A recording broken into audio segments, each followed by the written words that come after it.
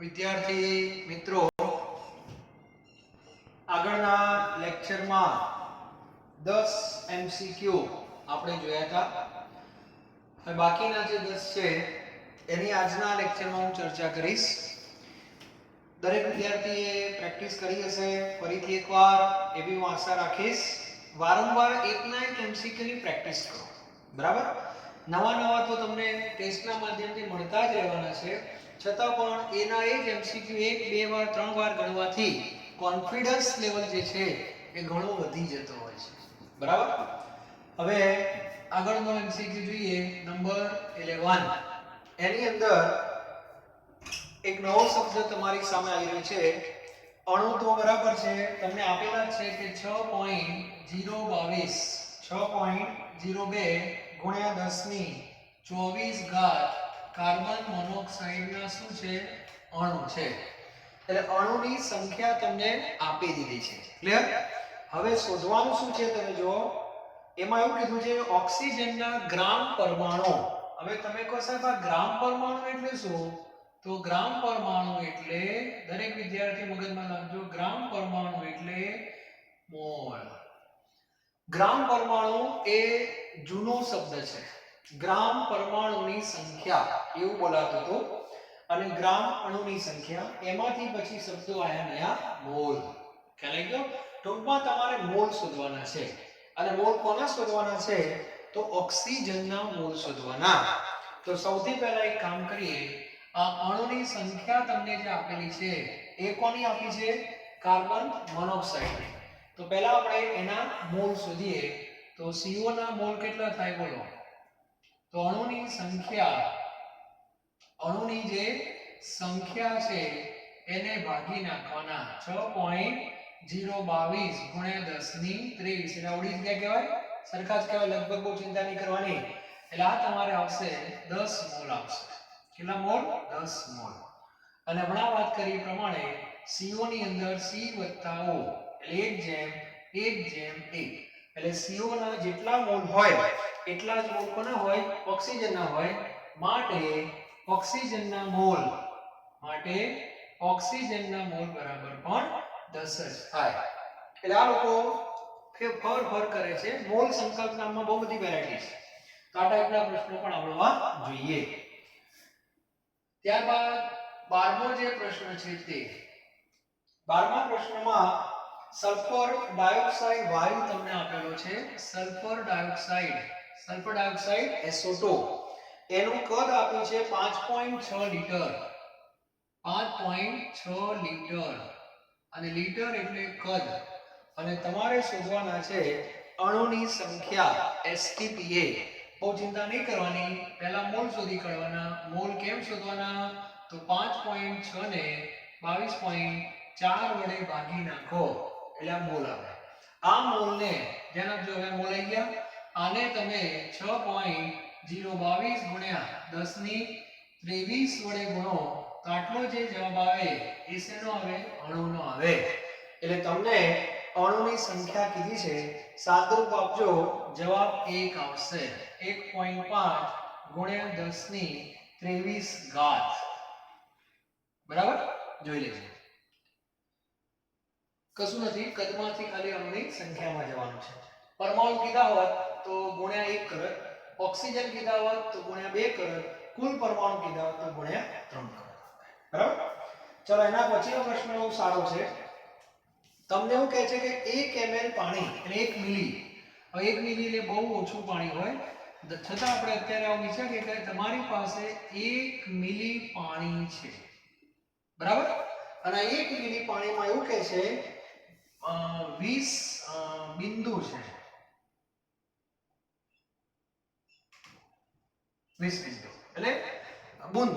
બિંદુ ને બુંદ કહીશું. બુંદ. 20 બુંદ. યસ. એટલે પાણીના 20 બુંદ છે. એટલે 20 બુંદ ભેગા થાય, 20 બુંદ ભેગા થાય તો 1 મિલી પાણી કહેવાય. હવે પ્રશ્ન એવો કહે છે કે એક બુંદમાં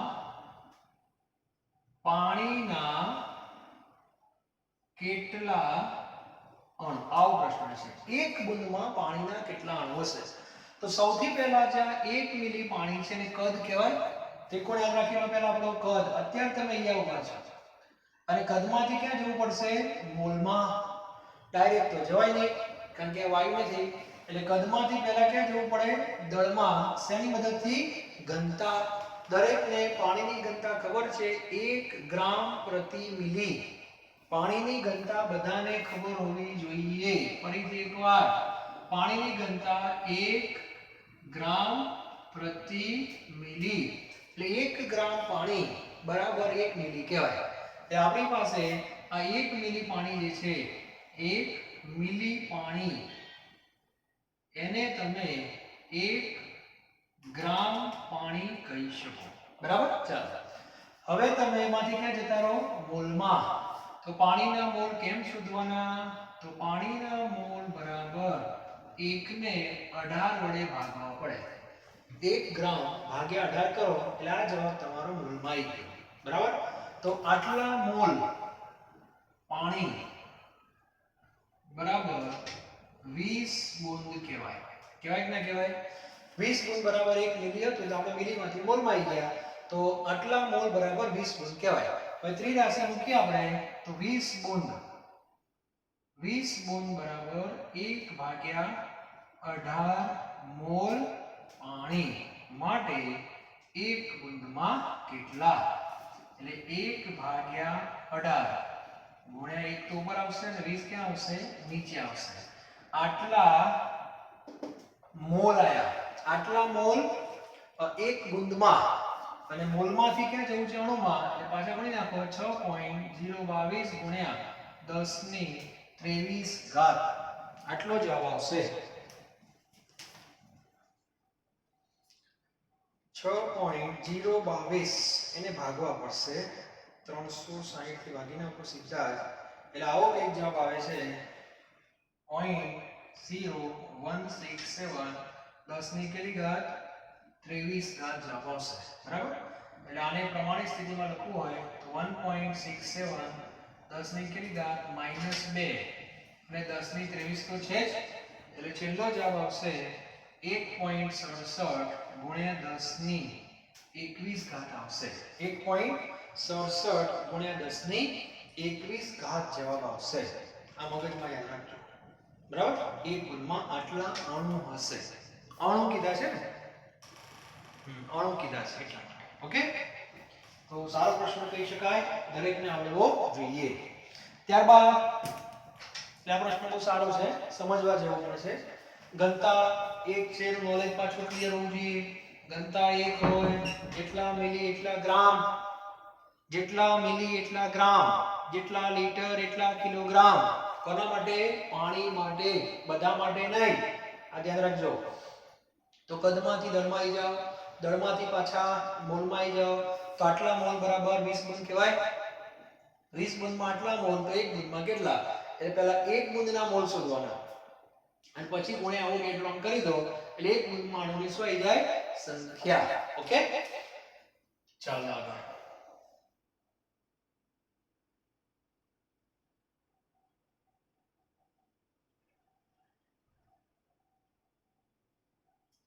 ચલો આગળ પ્રશ્ન નંબર 14 બરાબર? એની અંદર એવું કીધું છે કે એક વાયુ છે, એનું સૂત્ર આ રીતે આપેલું છે COX. આમ લખેલું છે COX. બરાબર? અને એની બાષ્પ ઘનતા આપેલી છે. બાષ્પ ઘનતા બરાબર 70. તો તમારે x ની કિંમત શોધવાની છે. ઓકે? તો મેં તમને આગળ એક સૂત્ર લખાયેલું છે કે બાષ્પ ઘનતાને 2 વડે ગુણીએ તો આપણને આણ્વીય દળ મળે. માટે આણ્વીય દળ બરાબર 70 ગુણ્યા 2 કેટલા થશે? 140. અને બધાને ખબર પડી જોઈએ કે આણ્વીય દળ આના માટે કહેવાય. બરાબર? હવે આપણે સાદો જ x શોધવાના છે તો x આમ લખીએ. હવે CO નોટ શું થાય? C + O બરાબર 140. તો આ x છે. કાર્બન કેટલા? 12 + 16, 12 અને 16 કેટલા થશે? 28. એટલે 28 બરાબર 140. તો x બરાબર 140 ભાગ્યા 8, લગભગ જવાબ 5 આવશે. બરાબર? તો x બરાબર 5. ઘણી વાર પ્રશ્ન એકદમ સરળ હોય, ખાલી થોડી ટ્રીક વાપરવાની હોય, અને ટ્રીક જો આપણને ખબર પડી જાય તો ઓટોમેટિક તમે એનો જવાબ શોધી શકો છો. કે ઘણી વાર જો આપણા નસીબ સારા હોય તો આવા નાના પ્રશ્નો પણ ક્યારેક પૂછાઈ જતા હોય છે. બરાબર? એટલે આપણને બાષ્પગતતા ગુણ્યા 2 બરાબર અણુભાર થાય એ સૂત્ર ખબર હોવી જોઈએ. ક્લિયર? સારું છે. ત્યારબાદ આગળનો પ્રશ્ન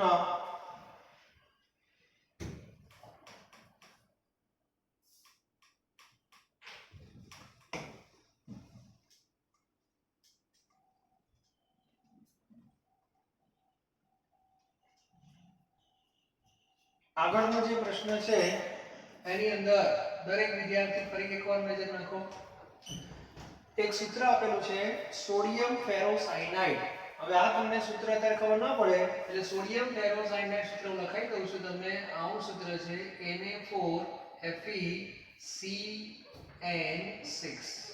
આવું સૂત્ર છે. આને કહેવાય સોડિયમ ફેરોસાયનાઇડ. આ એક પ્રકારનું સંકીર્ણ સંયોજન છે. એ 12th માં આવશે એટલે તમને વધારે ખ્યાલ આવશે. બરાબર? તો આ જે સોડિયમ ફેરોસાયનાઇડ છે એમાં આપણે કેટલા મોલ છે? 2 મોલ છે. અને એમાં સોડિયમના પરમાણુ શોધવાના. તો આપણે આને છૂટું પાડી દઈએ. આગળ છૂટા પાડતા તે રીતે. તો Na કેટલા છે? 4. તો 4 એને લગતા બધાને આવડે? ઓકે. Fe એક જ છે અને Cn કેટલા? 6. અને સંબંધ કોની વચ્ચે મેન્ટેન કરવાનો? સોડિયમ ફેરોસાયનાઇડ અને સોડિયમ. તો આનો 1 મોલ હોય, આનો 1 મોલ હોય તો સામે 4 મોલ સોડિયમ કહેવાય. બરાબર? તો આના કેટલા મોલ કીધા છે? 2 મોલ. તો 2 મોલની સામે સોડિયમના મોલ કેટલા થાય? 8. એટલે 8 મોલ એને આવે. પણ તમને Na ના પરમાણુ કીધા છે તો આને તમારે ગુણવાના 6.022 ગુણ્યા 10 ની 23 ઘાત એટલે 848 વાળો ઓપ્શન કહી શકાય. એટલે જવાબ તમારો ડી આવશે. તો સહેલો પ્રશ્ન છે. પરમાણુ કીધા છે, મોલ કીધા હોત તો જવાબ 8 આવે. સોડિયમ ના છે 1 ની સામે 4, Fe ના હોત તો 1 ની સામે 1 જ, અને Cn ના કીધા હોત ટોટલ Cn 1 ની સામે 6. ક્લિયર? તારીખના પ્રશ્નો પણ આવડવા જોઈએ. ત્યારબાદ નેક્સ્ટ 16. એમાં પણ આઉટ કંઈક છે magnesium phosphate. Magnesium phosphate Mg3 PO4 twice. આને કહેવાય મેગ્નેશિયમ ફોસ્ફેટ. બરાબર? આને હું છૂટું પાડું છું તો મેગ્નેશિયમ કેટલા કહેવાય? 3 અને ફોસ્ફેટ 2. બધા છૂટા પાડી દઈએ. ચાલો 3 મેગ્નેશિયમ, ફોસ્ફરસ 2 અને ઓક્સિજન 8. એટલે 1:3:2:8. આને મોલ પ્રમાણ કહેવાય. બરાબર? ઓકે. આનો 1 મોલ હોય તો મેગ્નેશિયમના 3 હોય, ફોસ્ફરસના 2 હોય અને ઓક્સિજનના 8 હોય છે. ઓકે? ચલો હવે આગળ. હવે તમને એવું કીધું છે ઓક્સિજનના આપી દીધા છે 0.25. ઓક્સિજનના આપી દીધા 0.25 મોલ. તો શોધવાના કોના કીધા છે? મેગ્નેશિયમ ફોસ્ફેટના. એટલે આના બે નો સંબંધ. આના 8 ક્યારે મળે? જો આનો 1 મોલ હોય તો આનો 0.25 હોય ત્યારે કેટલા? એટલે 0.25 ગુણ્યા 1 ભાગ્યા 8. તો 0.25 ગુણ્યા 1 ભાગ્યા 8 કરશો એટલે જવાબ 3.125 ગુણ્યા 10 ની -2 ઘાત આવવો જોઈએ. ચેક કરી લેજો બધા વિદ્યાર્થી. 0.25 ભાગ્યા 8. 0.25 ભાગ્યા 8 ચેક કરો. 0.25 ભાગ્યા 8 એટલે 0.03125 પ્રમાણિત સ્થિતિમાં લખશો એટલે 3.125 તમારે થઈ જશે. ઓકે? તો આ બધા એક મોલ સંકલ્પનાના સંદર્ભમાં જ બધા પ્રશ્નો છે, આવડવા જોઈએ બધાને. અને આ બધા પ્રશ્નો હવે તમને જોવા મળશે કયા ચેપ્ટરમાં? પહેલા ચેપ્ટરમાં. ચલો એના પછી એક પ્રશ્ન સારો છે. હાઉ કુલમ, વીજભારનો એકમ કુલમ છે. અને એમાં એવું કીધું છે કે તમારી પાસે 1 ગ્રામ આયન છે n-3 અને એમાં કેટલા કુલમ વીજભાર છે એવું કીધું છે. બરાબર, પ્રશ્ન સારો છે, મગજ દોડાવો થોડો. વીજભાર ને બધું સાહેબ કેમ ખબર પડે અમને? તો વીજભાર હોય, ઇલેક્ટ્રોન નો વીજભાર ના હોય. પ્રશ્ન આવો છે, તમારી પાસે કયો પ્રશ્ન હતો? 16 કે 17 જે હોય, ચલો 1 ગ્રામ આવું લખ્યું છે n-3. બરાબર, 1 ગ્રામ n-3 છે. આના ઉપર વીજભાર શોધવાનો 1 ગ્રામ કીધું છે. બરાબર, ચલો હવે આનો જવાબ આપણે લાવવાનો છે. સૌથી પહેલા એક કામ કરીએ, આ 1 ગ્રામ જે છે આયન, આ ગ્રામ એટલે દળ કહેવાય. બરાબર, આને પહેલા હું મોલમાં ફેરવી દઉં, દળમાંથી મોલમાં. તો શું કરાય બોલો? 1 ને 14 વડે ભાગવાના થાય. બરાબર ને? ઓકે, કારણ કે નાઇટ્રોજન છે એટલે 1 ભાગ્યા 14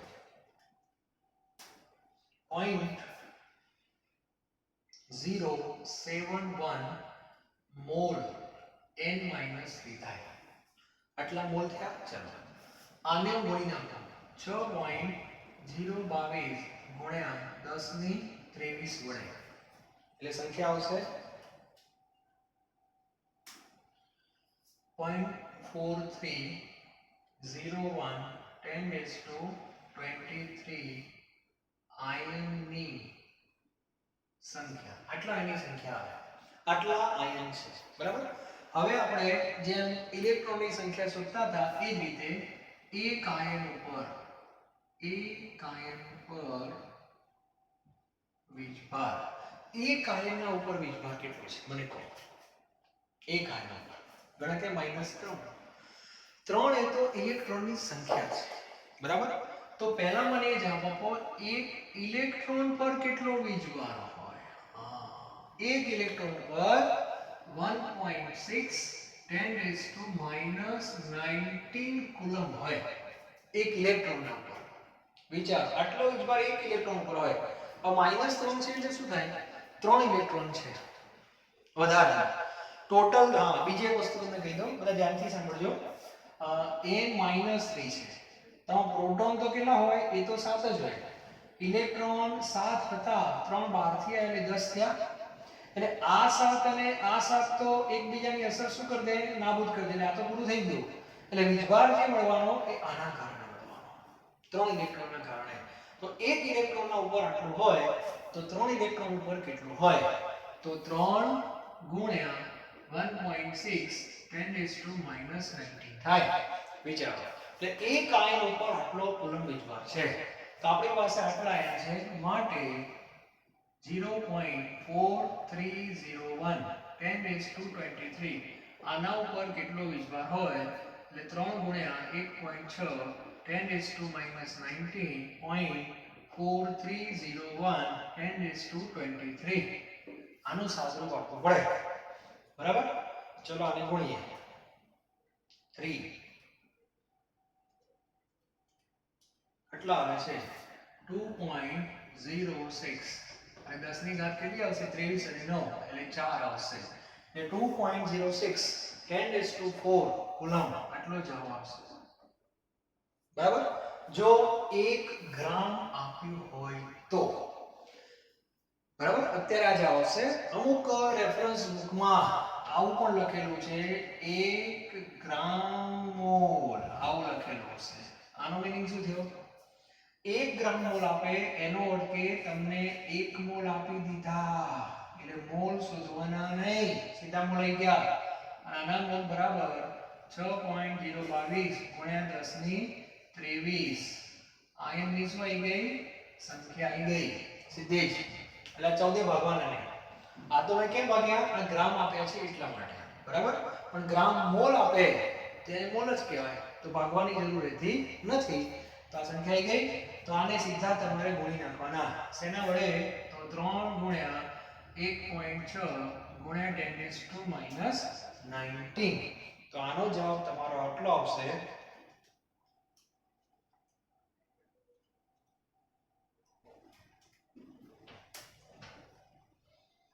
28.90 10 ની 4 ઘાત 2.89 ગુણ્યા 10 ની 3 ઘાત આવો જવાબ આવે બરાબર છે મગજમાં રાખવાનું સોરી 10 ની 3 નહીં 10 ની 5 10 ની 5 ઘાત આવે એટલે એ ઓપ્શન પણ છે જો છે બી ઓપ્શન હા ત્યાં મગજમાં ક્લિયર હોવું જોઈએ કે 1 ગ્રામ કીધું છે કે 1 ગ્રામ મોલ કીધા છે બંને ક્લિયર હોવા જોઈએ ઓકે તો આપણે એક વસ્તુ નોંધ તરીકે લખજો ઓકે બરાબર સારું ચલો હવે આગળ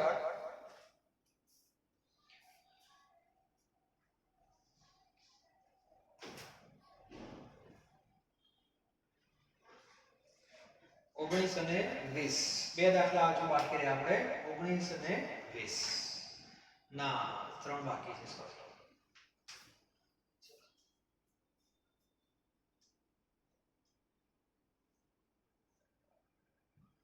આ બધા પ્રશ્નો મગજમાં ક્લિયર હોવા જોઈએ જેમ જેમ આવા જોશો ને તમે પ્રેક્ટિસ થશે એમ એમ આવડી જશે ચિંતા નહીં કરવાની પણ ગણતરી આવડવી જોઈએ બરાબર પહેલું ચેપ્ટર રમકડા જેવું લાગે ચોપડીમાં પણ રમકડા જેવું નથી જેટલું કરો એટલું ઓછું છે પહેલું ચેપ્ટર યાદ રાખજો બરાબર ચલો હવે નેક્સ્ટ જે નંબર આવે 18 નંબર કદાચ આવશે બરાબર સારો પ્રશ્ન છે ફરીથી તટસ્થીકરણનો એક પ્રશ્ન છે તટસ્થીકરણ 125 ગ્રામ ઘન દ્વિબેઝિક પદાર્થ છે કેવો દ્વિબેઝિક 125 ને સોરી 1.25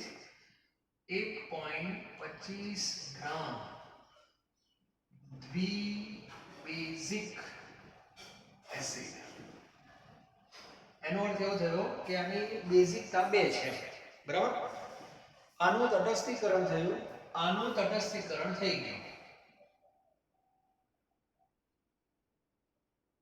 આનું તટસ્થીકરણ થઈ ગયું શેનાથી 25 મિલી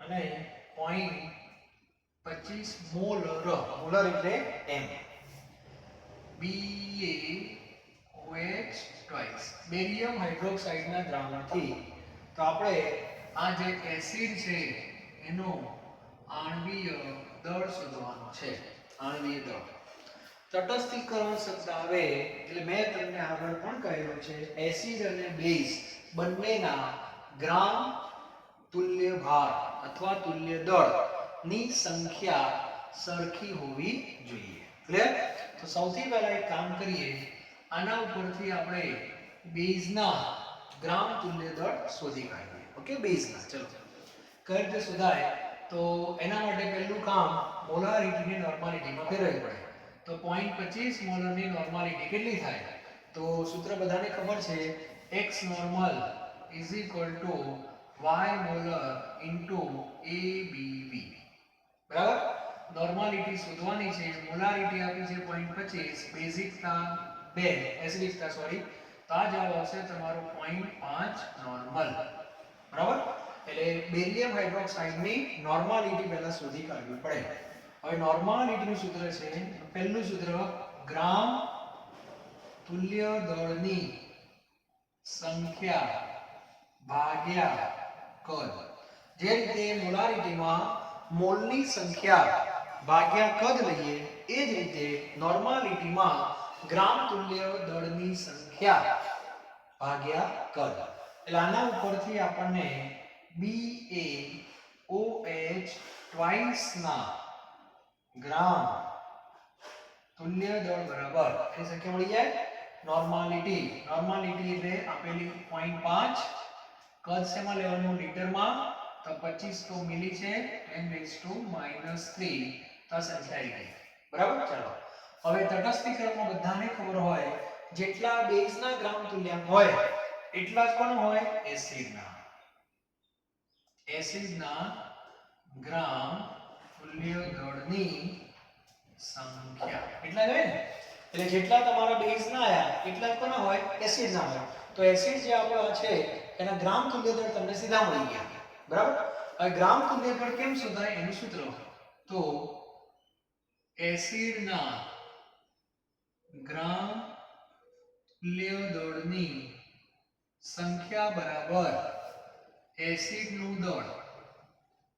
યાદ કરો, એસિડનું દળ ભાગ્યા શું આવશે? તુલ્ય દળ. યાદ છે ને? મોલ કેમ શોધાય? દળ ભાગ્યા આણ્વીય દળ. ગ્રામ તુલ્ય દળ કેમ શોધાય? દળ ભાગ્યા તુલ્ય દળ. ઘણા કે પણ તુલ્ય દળ તો આપણને ખબર નથી, તો તુલ્ય દળ કેમ શોધાય? યાદ કરો, તુલ્ય દળ કેમ શોધાય તેના માટે આણ્વીય દળ ભાગ્યા એબીવી. તેબીવી કે જતા રહે ઉપર. સંખ્યા કેટલી તમારી પાસે આવી ગઈ? 0.5 ગુણ્યા 25 10⁻³ એસિડનું દળ આપેલું છે 1.25. એબીવી દ્વિબેઝિક એટલે 2 અને આણ્વીય દળ શોધવાનું એટલે x. બરાબર? તો x બરાબર 1.25 ગુણ્યા 2 ભાગ્યા 0.5 ગુણ્યા 25 10⁻³ બરાબર? તો ચેક કરીએ આપણે. 1.25 ગુણ્યા 2 ભાગ્યા 0.5 ભાગ્યા 25 ભાગ્યા એ ગુણ્યા. બરાબર છે? કેટલો જવાબ આવશે? 1.25 ગ્રામ જ છે ને? ઓકે. એ બી બે આણ્વીય દળ શોધવાનો. 1.25 ગુણ્યા 2 કેટલા આવે જરા જુઓ તો. દરેક વિદ્યાર્થી ચેક કરે કેટલા આવે છે જવાબ. 200 જવાબ આપુજી. 200 આવી જશે. એટલે એનો આણ્વીય દળ કેટલું હશે? 200. તો આ પણ એક સારો પ્રશ્ન છે. પ્રશ્ન વ્યવસ્થિત સમજી લો કે આ એસિડ છે પણ એ ગ્રામમાં છે અને આ બેઝ છે એનું દ્રાવણ છે. બરાબર? બંને એકબીજામાં મિશ્ર થાય એટલે તટસ્થીકરણ થઈ ગયું. એનો સીધો અર્થ એવો થાય એસિડ અને બેઝના ગ્રામ તુલ્ય દળની સંખ્યા સરખી થઈ ગઈ. તો આના ઉપરથી આપણે ગ્રામ તુલ્ય દળ શોધી કાઢી શકીએ. કોના? બેઝના. કારણ કે મોલારિટી આપી છે તો નોર્માલિટી શોધતા આવડે. આ નોર્માલિટી ખબર હોય ને કદ ખબર હોય એટલે નોર્માલિટી અને કદ ઉપરથી ગ્રામ તુલ્ય દળની સંખ્યા આવી ગઈ. પણ એ ગ્રામ તુલ્ય દળ કોના હોય? બેઝના હોય. પણ બેઝના જેટલા ગ્રામ તુલ્ય દળ હોય એટલા જ આના હોય. અને એનું સૂત્ર પછી લખી નાખવાનું કે એસિડના ગ્રામ તુલ્ય દળની સંખ્યા બરાબર એસિડનું દળ ભાગ્યા તુલ્ય દળ. બરાબર? તુલ્ય દળ એટલે આણ્વીય દળ ભાગ્યા એબીવી. એબીવી કે જતા રહે ઉપર અને દ્વિબેઝિક એસિડ આપેલો જ છે એટલે બેઝિકના તમારે 2 લઈ લેવાની સીધી અને એના ઉપરથી આણ્વીય દળ મળી જાય. જો તુલ્ય દળ કીધું હોય તો સીધું આવી જાય. એક જ સૂત્ર અહીંથી લઈએ. પણ આણ્વીય દળ કીધું છે એટલે બેઝિકતા ખબર હોવી જોઈએ. ઓકે? ચલો નેક્સ્ટ. એના પછીનો છે સુક્રોઝ. સુક્રોઝ એટલે ખાંડ. બરાબર? C12H22O11. C12H22O11. એ સુક્રોઝ જે છે એનું દળ આપ્યું છે તમને 25.6 ગ્રામ એવું આપેલું છે. 25.6 ગ્રામ. 19 માં કદાચ 25.6 ગ્રામ સુક્રોઝ. બરાબર? અને સુક્રોઝ નું તમને આપી દીધું છે અણુભાર આપી દીધો છે. તમારે હાઇડ્રોજનના પરમાણુની સંખ્યા શોધવાની છે એટલે પહેલા મોલ શોધી કાઢવાનો. આમાં કઈ છે નહીં. તો મોલ બરાબર 25.6 ભાગ્યા 342 કરવા પડે. બરાબર? 342.3 એવું છે. 25.6 ભાગ્યા 342.3 પાછા. ઓકે?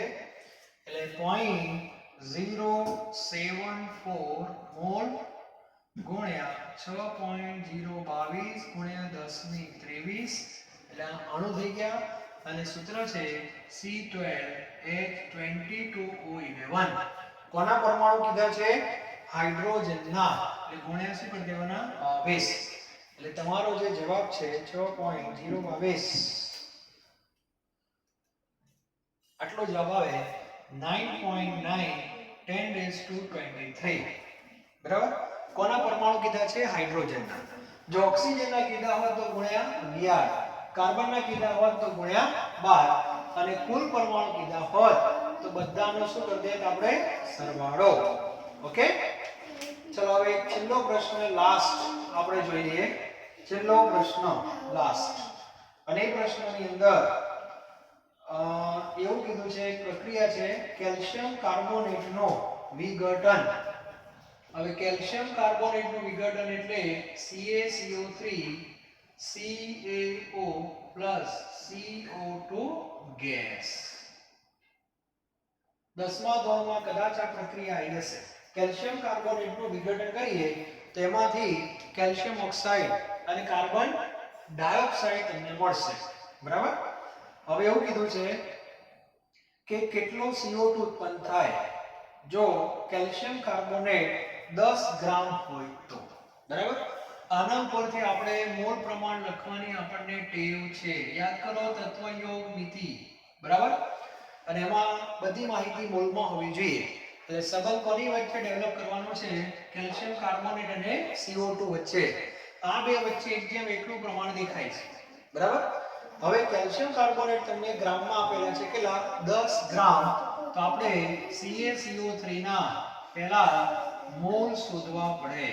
તો 10 ગ્રામ એને 100 વડે ભાગવાના. ગણા કે 100 શું હશે? કેલ્શિયમ કાર્બોનેટનો અણુભાર, આણ્વીય દળ એલા થશે 0.1 મોલ. બરાબર. હવે તમે પ્રમાણ જોઈ લો.